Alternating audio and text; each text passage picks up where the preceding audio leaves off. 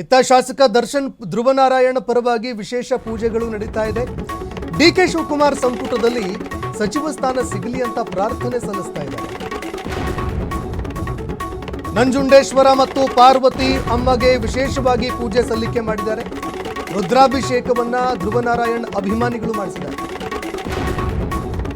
ಕಳಲೆ ಕೇಶವಮೂರ್ತಿ ಮತ್ತು ಕುರಟ್ಟಿ ಮಹೇಶ್ ನೇತೃತ್ವದಲ್ಲಿ ಈ ಪೂಜೆ ನಡೆಸಲಾಯಿತು.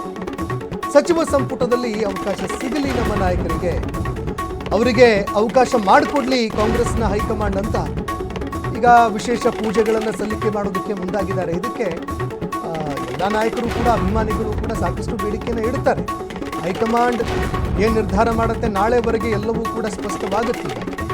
ದೃಶ್ಯಾವಳಿಯಲ್ಲಿ ನೋಡ್ತಾ ಇದ್ದೀರಿ, ವಿಶೇಷ ಪೂಜೆ ಪುನಸ್ಕಾರಗಳನ್ನು ಮಾಡಿಸಿ ಧ್ರುವನಾರಾಯಣ್ ಅವರ ಪರವಾಗಿ ದರ್ಶನ್ ಅವರಿಗೆ ಸಿಗಲಿ ಅಂತ ಒಂದು ಕಡೆ ಪ್ರಾರ್ಥನೆ ಸಲ್ಲಿಸಿದ್ದಾರೆ. ಮತ್ತೊಂದು ಕಡೆ ದರ್ಶನ್ ಅವರು ಮಾತನಾಡಿದಾಗಲೂ ಕೂಡ ಕೇಳಿಸ್ಕೊಂಡಿದ್ದೀವಿ ನಾವು.